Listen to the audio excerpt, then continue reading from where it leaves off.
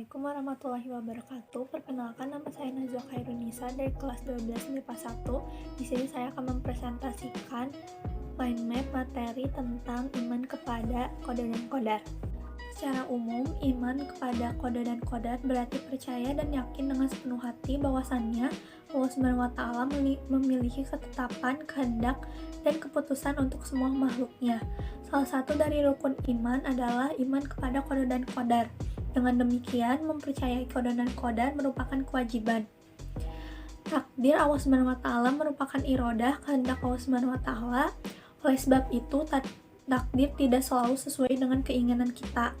Tak kala takdir sesuai dengan keinginan kita, hendaklah kita bersyukur karena itu merupakan nikmat yang diberikan Allah SWT kepada kita. Ketika takdir yang kita alami tidak menyenangkan atau merupakan musibah, maka hendaklah kita terima dengan sabar dan ikhlas. Kita harus yakin bahwa di balik musibah itu ada hikmah yang terkadang kita belum mengetahuinya. Allah SWT Maha mengetahui atas apa yang diperbuatnya. Qada artinya menentukan atau memutuskan. Qada adalah segala ketentuan Allah SWT sejak zaman azali.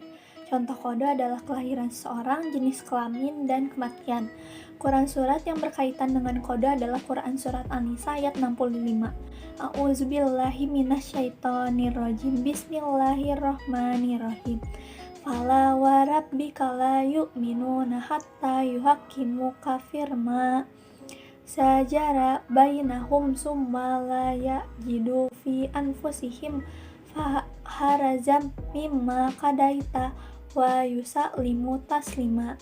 Artinya, maka demi Tuhanmu, mereka pada hakikatnya tidak beriman hingga mereka menjadikan kamu hakim terhadap perkara yang mereka perselisihkan. Kemudian mereka tidak merasa dalam hati mereka sesuatu keberatan terhadap putusan yang kamu berikan dan mereka menerima dengan sepenuhnya.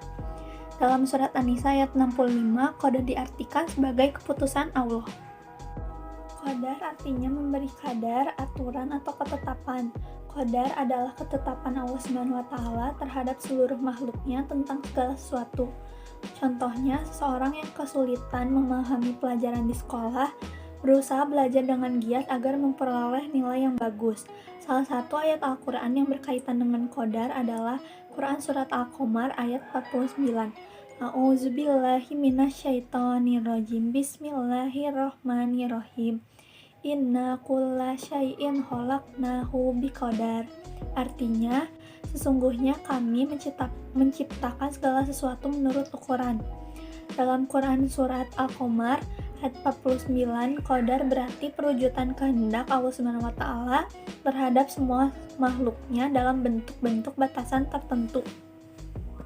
Takdir mubram adalah ketentuan mutlak dari Allah SWT yang pasti berlaku.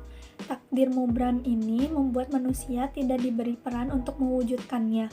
Contohnya adalah tentang kelahiran dan kematian manusia. Sedangkan takdir mu'alaq adalah takdir atau ketetapan dari Allah SWT yang dapat diubah oleh umat manusia dengan wujud adanya ikhtiar atau semacam usaha. Contoh takdir mu'alaq adalah keberhasilan anak sekolah meraih prestasi dengan giat belajar.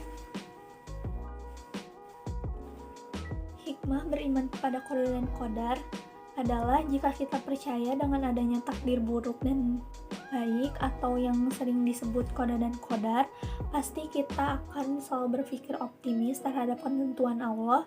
Kita berikhtiar dan tawakal untuk tetap melakukan yang terbaik walaupun takdir berkata lain. Sekian yang bisa saya sampaikan dalam presentasi mind map kali ini. Mohon maaf bila ada kesalahan kata. Wassalamualaikum warahmatullahi wabarakatuh.